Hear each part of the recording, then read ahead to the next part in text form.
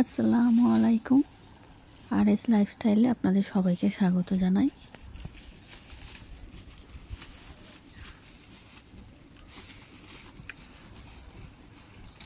তো আজকে অনেক দিন পর একটা ভিডিও শেয়ার করছি। তো সকাল সকাল বাজার করে নিয়ে এসেছে, তো সেটাই দেখাবো কি কি বাজার নিয়ে এসেছে। ফুলকপি আছে, পালং শাক, এখানে ধনেপাতা, বরবটি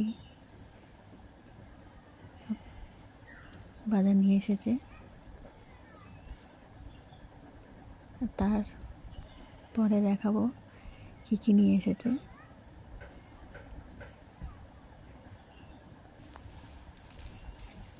তো এখানে কলা আছে,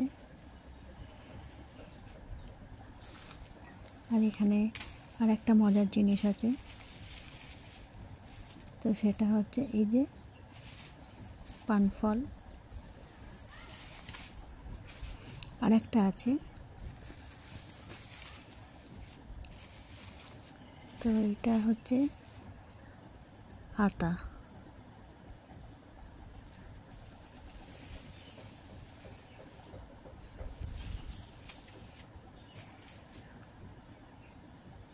আর এখানে গলদা চিংড়ি। তো আজকে এই যে এই সব বাজার করে নিয়ে এসেছে।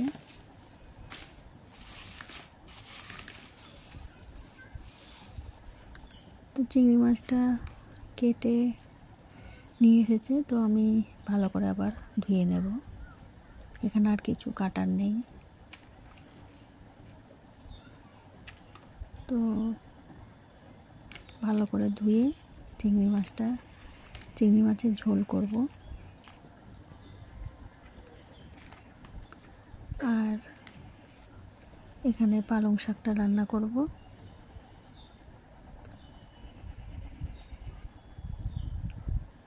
আর একটা বেগুন ভেজে নেব।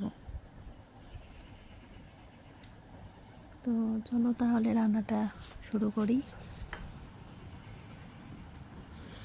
তো প্রথমে চিংড়ি মাছটা রান্না করে নেব, তার জন্য চিংড়ি মাছটা ভালো করে ধুয়ে নিয়েছি। আর এখানে লবণ আর হলুদ মিশিয়ে মাছটাকে হালকা করে ভেজে নেব।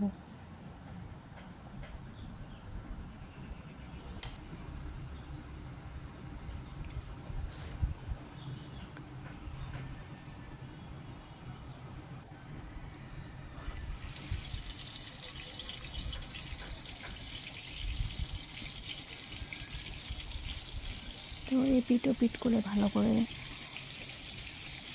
ভেজে নেব।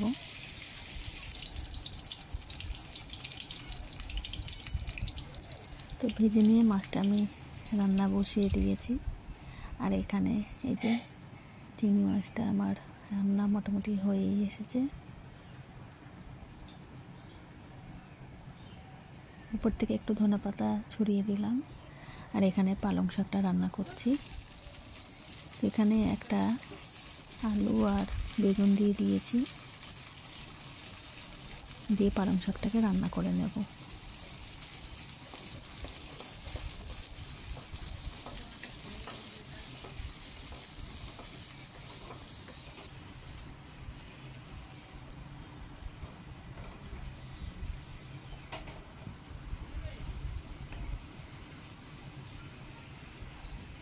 তো পালং শাকটা এভাবে রান্না করলেও খেতে খুব দারুণ লাগে। আর আমি এখানে একটা বেগুনও ভেজে নিচ্ছি। তো দেখুন বন্ধুরা, পালং শাকটা আমার রান্না হয়ে গেছে। আর এখানে আমি ডালও করে নিয়েছি। তো চলো দেখাই আমার আজকের দুপুরের মেনু। এখানে বেগুন ভাজি আছে, ডাল আছে, পালং শাকের তরকারি আছে, আর চিংড়ি কারি। তো কেমন লাগলো ভিডিওটা আর আমার রান্নাটা?